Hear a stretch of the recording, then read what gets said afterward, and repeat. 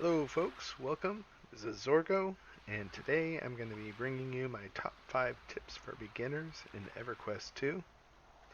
We're going to go through a lot of information about the game that is going to help get you set on the right path so that you can have the best time possible.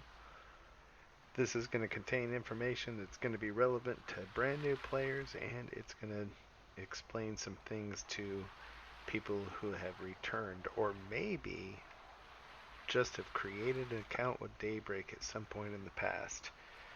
And so, without any further ado, we'll get started. So for this, I have created myself a level 1 character so that I can show you some things from the beginning. So this is my brand new Inquisitor Zounds. And so the very first thing that I would recommend that a new player should know before getting going is that there is a command that you can do called /claim. And if you do /claim, it's going to bring up a whole host of rewards. Now, if you have a brand new account with Daybreak and are playing EverQuest 2 on that account for the very first time, you're not going to have very many rewards. But there is one reward that you should have if you scroll all the way to the bottom. Maybe the only one showing is going to be the veteran reward 1 day, and that gives you a bag.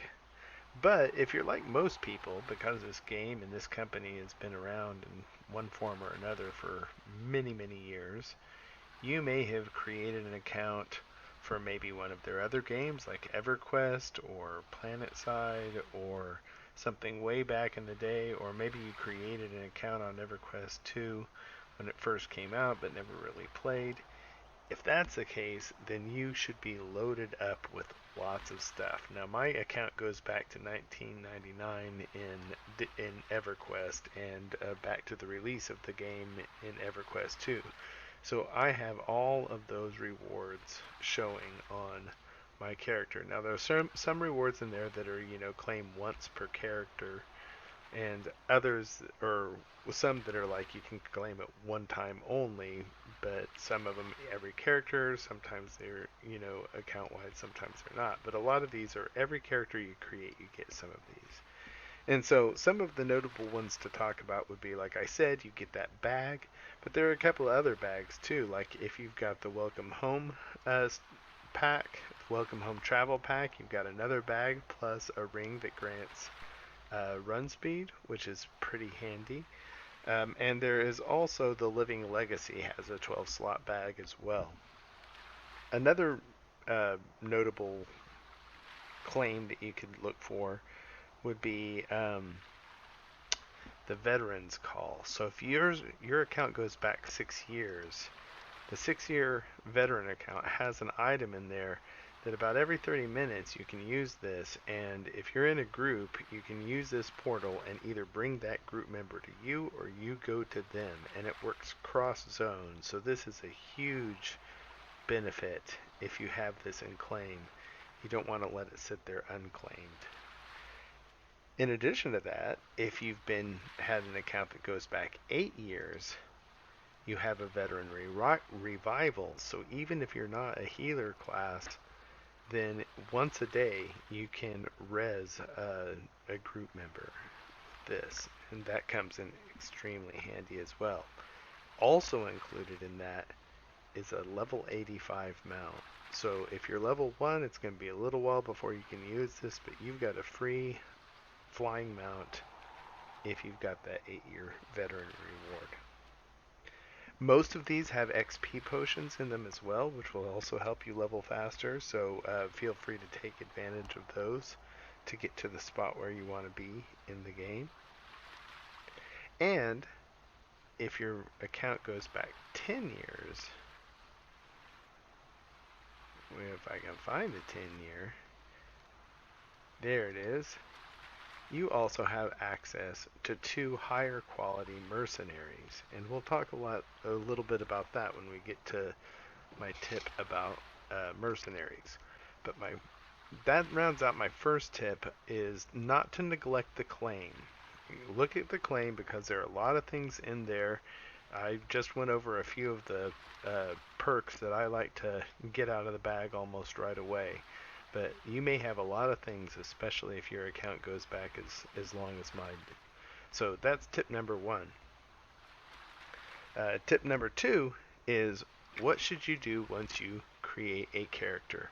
I'm not going to go into the different classes and all of that kind of stuff. There will be other videos out there on that, and I may make some myself. But for my purposes, I'm going to assume that you've already got the game, you got it downloaded, you have decided on a class that you want to play, and you are sitting there trying to figure out where you want to go. Now, I created a character in this area is called New Hollis, and New Hollis is a really good starting area to start to begin. There are a lot of good quests here. It introduces you to the game very well. It's a beautiful zone. It gives you a nice nostalgic feeling for Everquest. If you ever played there as a barbarian, you've been to the Hollis and Everfrost areas, then this will give you some of that nostalgic feel. It's a good quest area. It's where my current guild started out. And ends you up in the town of Hollis, which is the barbarian city. Hollis has a lot of good benefits to it. One of them is that it's a neutral city, so evil characters and good characters can both go to Hollis. And so if you have friends who are evil, then Hollis is a good place where you can still team up. Where Kinos and Freeport, that's not the case. So Hollis is a really good starting area.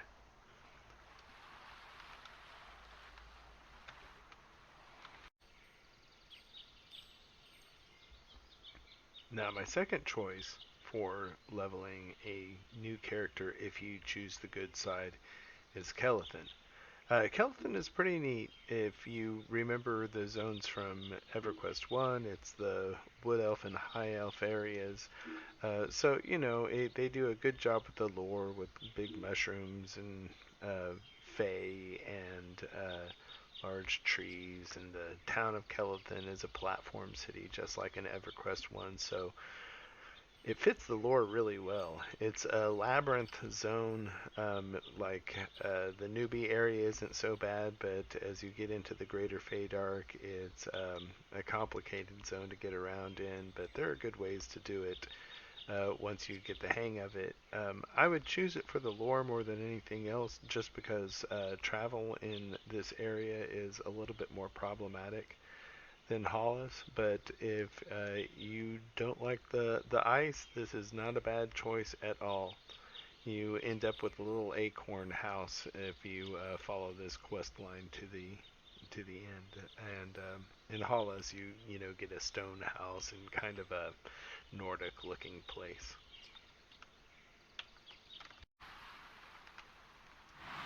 Now, if you decide that you're going to go an evil race, a great choice to start would be Gorowin.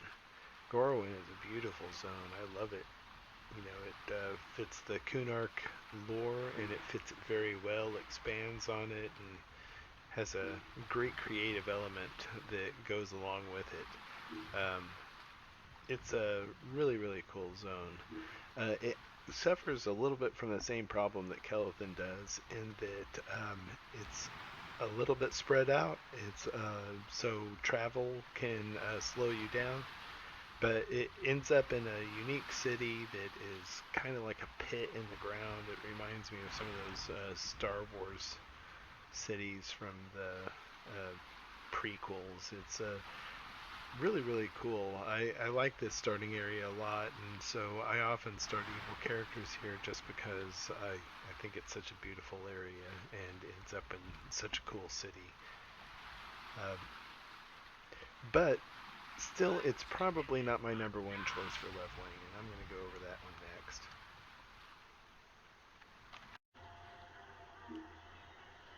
So my number one starting area, if you're evil, and even if you're not, is Neriak.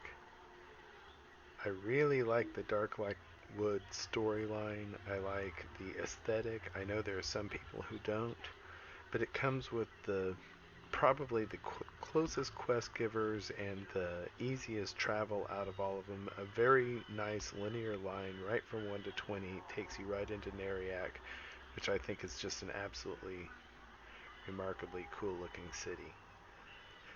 So Neriak is my number one choice for leveling, unless you just don't want to be an evil race. If you are okay with being an evil race, it's I think by far the most efficient and has a really cool aesthetic that goes along with it as well. So that's what I recommend if you're looking for a starting area. Kind of hopefully went over some of the pros and cons. All of these are going to take you from 1 to 20 pretty easily. Give you time to learn the mechanics of the game. Uh, you know, how questing works, how turning in objects works. You'll get to a handle on the user interface and probably learn how to customize it by the end. But if not, I've got a video on that, so feel free to look for it. The other thing that it does is it leads you to a city and it leads you to your first house and it gets you your first mount. So those are huge things. It'll also slowly let you learn the abilities that your class has. Basically, your base abilities aren't going to change too much. You'll get a lot more unique flavor as you go, but this going through this 1 through 20 will give you a really good progression in how you operate your class and lets you decide whether you like it or not. The last place that I want to show you though, because there are two more options for leveling, and I'm going to strongly recommend that you stay away from them. And so I want to explain to you why. So the place I want you to avoid more than anything else is the Queen's outpost or the I don't know, the Queen something and the Overlord something. The ones that go to Kinos and Freeport, I say avoid it. You may be looking at this like, why? That looks so cool. Well, this is the original tutorial thing, and it is pretty cool. One of the things that I remember about this tutorial introduction is that it really showcased like the cool water graphics. This was a huge upgrade when this game came out. So if you had the power to run this game when it came out, and not many of us did, um, you were pretty wowed by this water. But at that point, I would say that it goes completely downhill. It teaches you very slowly, methodically, and unnecessarily the basics of an MMO, and that may have been necessary in 2004. It is not now. You spend about maybe 10 minutes on this boat, which is about 9.5 minutes too long for what they have you do, and then you ended up getting spit out into let's see if I can show you real quick, because there's a little glitch. Let's see if I try to go to Freeport. It'll probably put me on that island. Freeport, Freeport, Freeport. Oh, little side note. If you have an account, you can fast travel. All you have to do is pick this little icon up here, brings up your map, and then you can choose any of these places and automatically travel. Towards the end of this section, I'll show you free-to-play players how to do the same. So, since I'm a good character, though, I'm going to try to... Oh, it won't even let me try to go. No, it's going to... I don't want to go to Common Lands. It's not going to let me do it. I was going to try to show you the outpost real quick, but it takes you to this island, and it's rather annoying. Here, I'll finish this up and I'll show you. Oh my goodness, that was just about as bad as I remembered. One of the things that I forgot was the voiceovers. Another thing that they were showcasing that didn't really have, you didn't have that in MMOs before, and so there was a lot of little dialogue in there, and that was completely unnecessary. So hopefully your computer loads faster than mine. I don't know why it's taken so long, but pops you out here at the Isle of Refuge, and so I'm in the Queen's Colony, and so it's exactly the same layout and basically the same quest design. If you're evil, the mobs are different. There's just slightly different objectives, but it's all to teach you how to pick up items, turn in items, deal with aggro mobs. It ends up in an instance that you're not going to be able to do if you're solo, if I remember correctly. And eventually you get spit out into Freeport or Kinos. And I think you only get to about level 10, and it doesn't end up with a mount at the end. And so the experience is much slower. The tasks are much more arduous because you probably know how to play MMOs by this point. The only real reason to come this way is because of nostalgia, and you like to see it. I mean, I remember actually dreading making a new character back when this game was released because after my first run, it held nothing for me. So again, I would avoid it. And if you're thinking, but I want to be in Kinos or Freeport, I want that to be my home city. All you have to do is fast travel to that city, and you'll immediately get a quest to buy a house there. And ta-da! You have accomplished it. So there's no reason to go through this starting area just because you want to end up in Kinos. I can actually show you right now. So I'm going to fast travel because I've got an account. I just hit this and then found Kinos, travel, and I think it's going to, yep, it's going to take me to the province district. And you'll see that immediately pops up a quest for me to get a house here. So if you really want, yep, there it is, new house, leads you to go buy a house in Kinos. So if that's really what you want to do, you can do the other newbie starting area, have it take you all the way up to Hollis or Kelethan, and then as soon as you come over to Kinos, you'll get that quest and you can buy your house here instead. And then you can start the quest lines to start your city faction and all of that. So if you are free to play, I wanted to go over the fast travel without free to play. If you come to various docks throughout the city and various cities throughout Norath, you'll have like a globe that says voyage through Norath, or this little bell that's like travel within Kino, so I can actually port around to various parts of this extremely large city. But here I can click on it and I can port all over Norath, as much as the expansions that you bought will allow you to do. So that's how you're going to be getting around. But I highly recommend you just stay in those starting areas from about 1 to 20, let it lead you into a city, and at that point you can venture out. At this point, I want to go over, so we've gone over the claim, we've gone over to the different starting areas. I want to talk about one of the great features of the game that you can sometimes overuse or sometimes underuse. And that's called the Agnostic Dungeons. Now, the Agnostic Dungeons are a great way to get levels and get gear if you get behind. You'll find that the way they've tuned EverQuest now is that in all of these questing areas, you're going to out-level the quests pretty quick, and the gear is going to be under your level. And so there's a mechanic that you can use in the game to get more gear and level up quickly to catch up with friends. And it's called the Agnostic Dungeons. Now what you want to do is you want to go to Kinos or you want to go to Freeport. I'm in Kinos right now.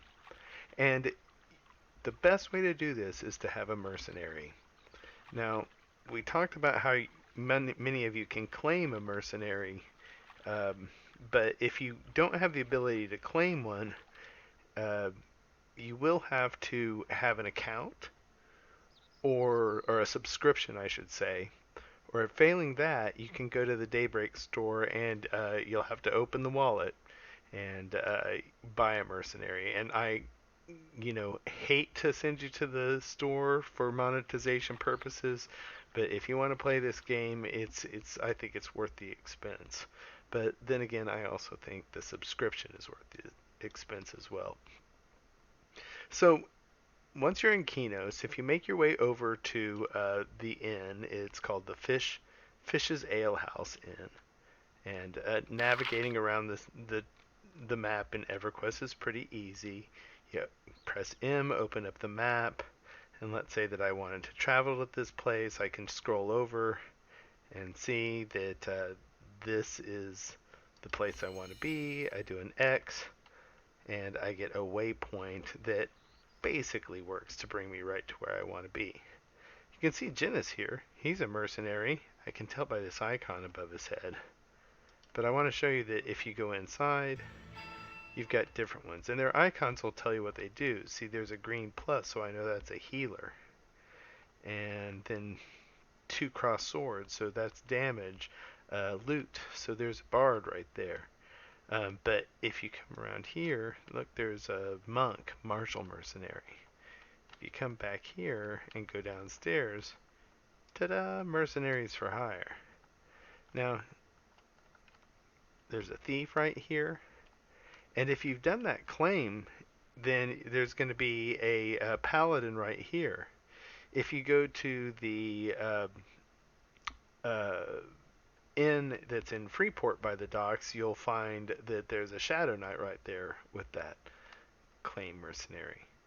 But once you pick up a mercenary, and let's see, I guess I want to get a healer, so return to Kinos.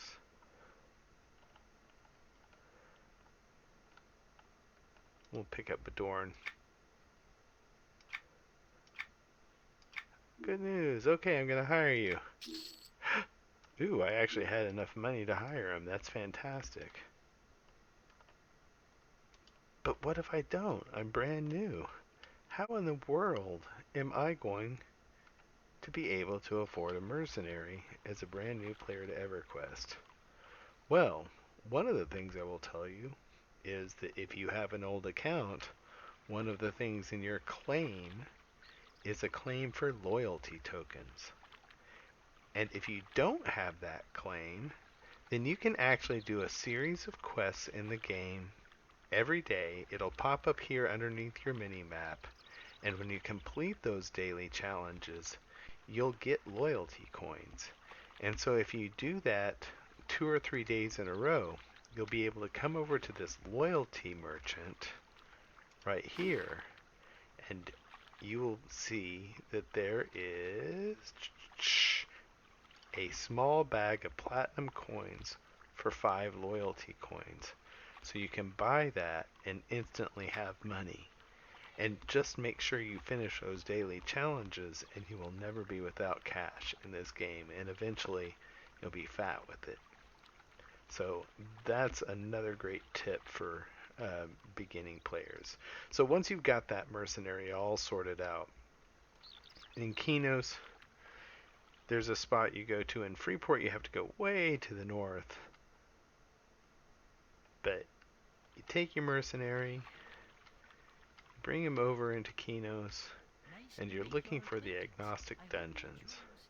And so if I open up my map, you're looking for an icon that looks kind of like a demonic tower. I can click it and put a waypoint. That'll take me over to it.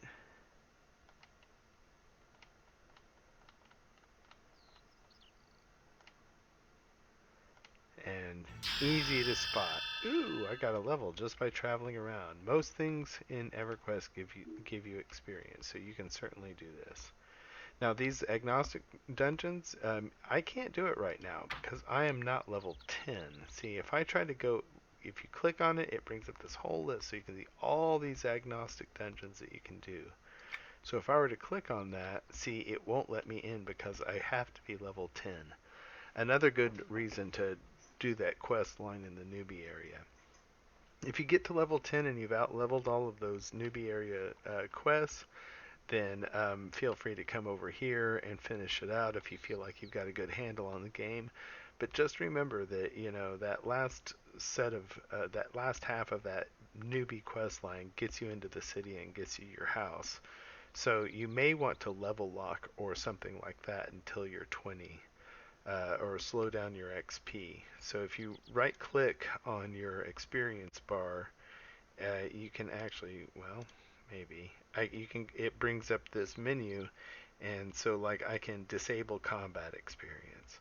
So generally, like what I would do in the newbie area is you could get to where the mobs were turning from white and yellow to blue and green, disable combat experience for a little while until they turn white and yellow again, enable it again, and do that up to 20. It's really not going to cost you that much time, and it's going to give you a lot more education about how the game works and get you to that city and house. Of course, you can also just, power through it through gray mobs towards the end of that newbie line as well. But once you're done with that, once you're level 10, but I recommend at level 20, come and do these agnostic quests or agnostic dungeons. Alright, to show you what one of the agnostic dungeons look like, I thought I'd come over to Freeport because then I could also show you its layout. To get the mercenaries, you're looking for the inn that's really close to the docks, this one right here. And so you can, set a waypoint if it helps get you to it. Just like the other inn, you can see that there's, already a mercenary outside and some mercenaries upstairs. But I'm actually going to go out onto the porch and downstairs here to their mercenary area to show you that, well, he should be here, shouldn't he? Nope, oh, I already have him in my inventory. But this is where you'd find those that special mercenary if you unlocked it from your claims. And so I already have, so you can always get to your mercenary by hitting C and going to the mercenary tab, and then I'm going to hire Lord Valkis Sish. So he is a pretty cool Shadow Knight. So we're going to now go to the Freeport Agnostics with him. Let's see if I can remember how to get there. Alright, so for the Freeport Agnostics, you go to the northern part of the city, or not northern, it feels like it's north, I guess it's western part, west and north side. And you're looking for that same icon, and you're looking for that demonic tower, and you can see that in my group I have Lord Sish, and so I don't know where he is at the moment. Oh, because, oops, I said follow none. Follow Bogwarts. There he is. Okay. So, see, on your mercenary, you can set them to, like, attack. You can have them back off. You can have them protect me, protect themselves. I want them to protect me as well. You can set their follow. You'll want to mess around with that if you're in a group and using a mercenary because they can do dangerous things. I won't go into that right now. But one of the things I should go into is if you're going to use a mercenary often, is when you go to your mercenary tab, if you click on them right here, see, I haven't done it. You can hit this start training, and that will help him level up. You can also see that there's all sorts of equipment slots that you can unlock and add to him as well as you level up. So mercenaries are not bad investment at all. One of the many reasons to have a subscription as well. So, clicking on it, and you can pick any one of these. They all have a bunch of bosses in them. Uh, One of the famous ones to do is Crypt of Agony because it's easy to pull and there are 6 bosses in there. So you go in, and if you've got a high level mercenary, or if you've got a mercenary with you, these should be no problem at all. Now, you'll want to go in slowly at first, like kind of room to room, and take 3 or 4 mobs. If they get any more than 3 mobs, the mercenary will start to shiver and fright and won't attack as much. And so you kind of want to have it so that the mercenary, as you start to get used to it and your character starts to gain in power, takes small groups at a time. So I've come in here and I'm in the Crypt of Agony. I Thought I was going to get a quest offered. Oh well. One of the things I need to do on this character is I need to unlock my... I need to enable... Nope, it's all enabled. Okay, I'm good to go. I can fight. So, all you gotta do, go around, gather up a few mobs, let your mercenary do the work. You can get used to your spells and see what they do. This is a pretty decked out character, and so these are going to die super, super quick. And that's going to be the thing that you're going to find too, is that as you gain the equipment that you get from these and gain levels from these, you'll be able to fight them faster and faster. And so by the time you're high level, like one of the things I could do is I could pretty much go and just pull like, see, I can just run and do huge groups at a time and probably be okay. So I usually stop if I get stunned. Wait for my mercenary to come back, but you can see my health isn't going down. It's very fast pace. It's pretty fun.